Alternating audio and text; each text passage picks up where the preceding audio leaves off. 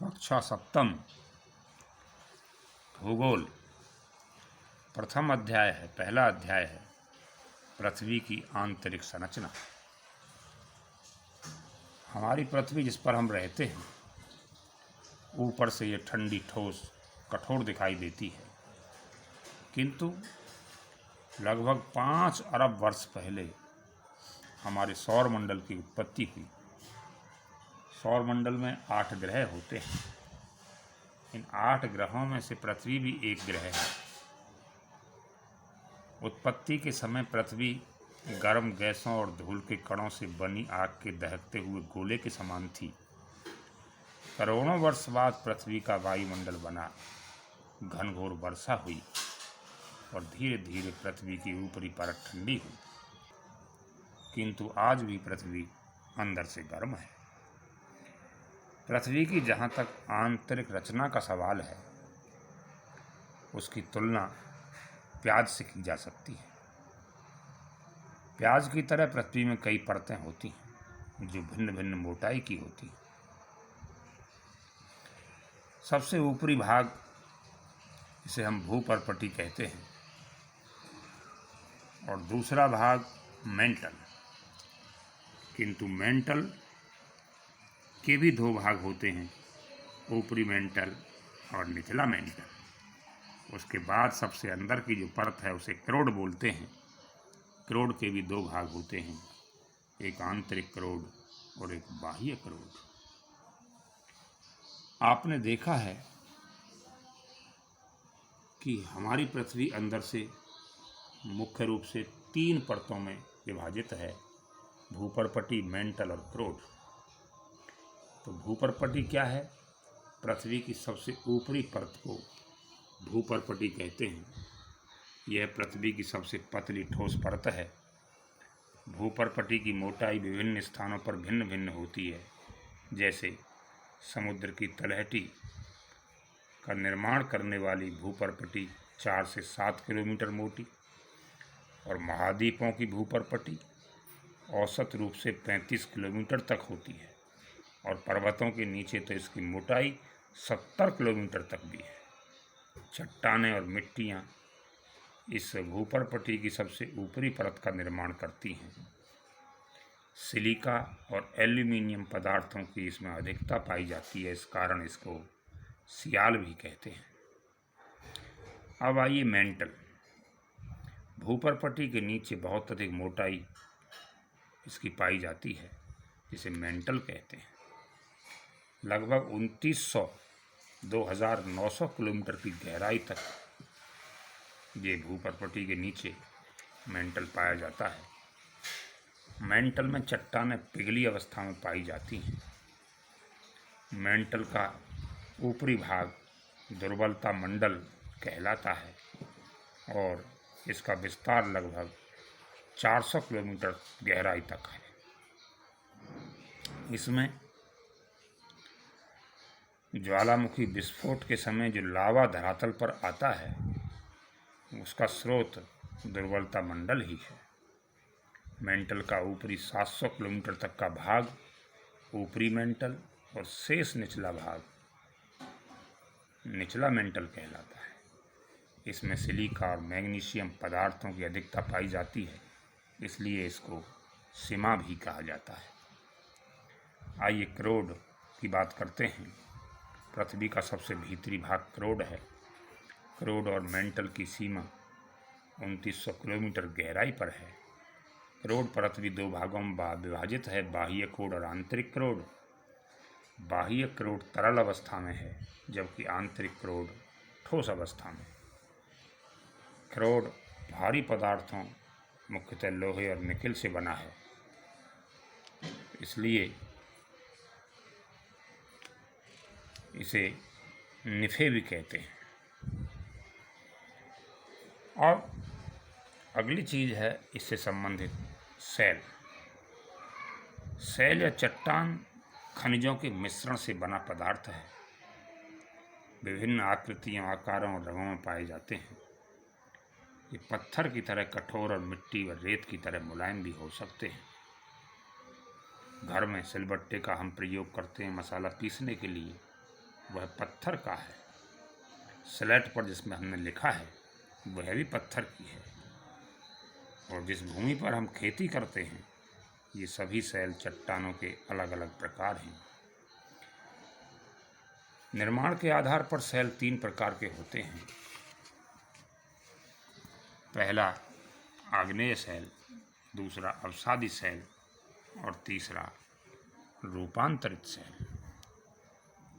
आग्नेय शैल ये लैटिन शब्द है इग्निस। इग्निस का अर्थ है आग, और आग के नाम पर ही इसको हम कहते हैं आग्नेय शैल।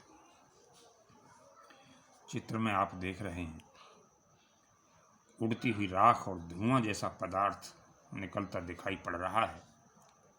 आग्नेय शैलों की रचना इन्हीं भूगर्भ से निकलने वाले तत्वों और तरल पदार्थों के ठंडा होकर जमने के फलस्वरूप हुई है। ये तरल पदार्थ पृथ्वी के आंतरिक भागों में गर्म और पिघले हुए रूप में रहते हैं। इसे मैग्मा कहते हैं। जब मैग्मा पृथ्वी के धरातल पर पहुंचता है तो उसे लावा कहलाता है, उसे लावा कहते हैं। तो ग्रेनाइट, बेसाल्ट, ग्रेवो, डायोराइट ये सब आग्नेय शैल के उदाहरण हैं। भूपर्पटी का 2/3 भाग आग्नेय शैलों से बना है। आग्नेय चट्टानों को प्राथमिक चट्टान भी कहते हैं क्योंकि इन्हीं चट्टानों से अन्य चट्टानों का निर्माण होता है। तो आग्नेय शैल की क्या विशेषताएं हैं? ये कठोर होते हैं, इनका अपर्दन कटाव यानी कम होता है। ये शैल रवेदार और दानेदार होते हैं। इन शैलों में परत नहीं पाई जाती, न ही इनमें जीवाश्म पाए जाते हैं। आग्नेय शैल का संबंध प्रायः ज्वालामुखी क्रिया से होता है और इनमें सोना, चांदी, लोहा, अभ्रक आदि खनिज पदार्थ पाए जाते हैं। दूसरा है परतदार या अवसादी शैल। आपने बरसात में बहते हुए पानी को देखा होगा। पानी के साथ कंकड़, मिट्टी, पेड़ पौधों की पत्तियां तेजी से बहती हुई दिखाई पड़ती हैं। जब पानी का बहना बंद हो जाता है तो नालियां, सड़क के किनारे, गड्ढों में कंकड़, मिट्टी, पेड़ पौधों की पत्तियां, घास आदि जमीन पर जमे हुए दिखाई देते हैं।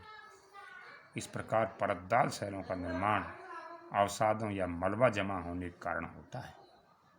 शैलों के छोटे छोटे कणों को पवन, बहता हुआ पानी या हिमानियाँ अपने साथ उठाकर ले जाते हैं और उन्हें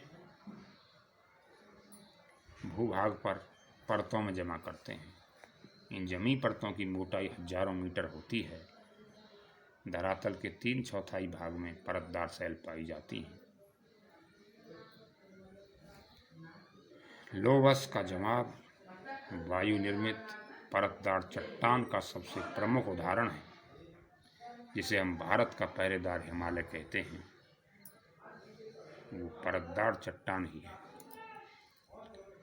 बलुआ पत्थर, सलेट, चूने का पत्थर, कोयला, खड़िया मिट्टी आदि चट्टानें परतदार चट्टान के उदाहरण हैं।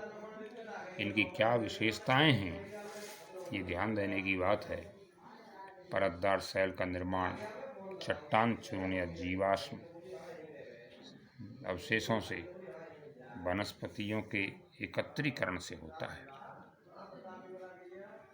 परतदार शैल में परतें पाई जाती हैं, परंतु ये शैल रवेदार नहीं होते। परतदार शैल प्रायः मुलायम होती हैं, जैसे चीका मिट्टी, पंको।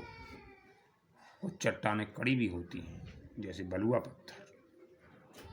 परतदार चट्टानों में खनिज तेल, कोयला, अन्य प्रकार के बहुमूल्य खनिज पाए जाते हैं।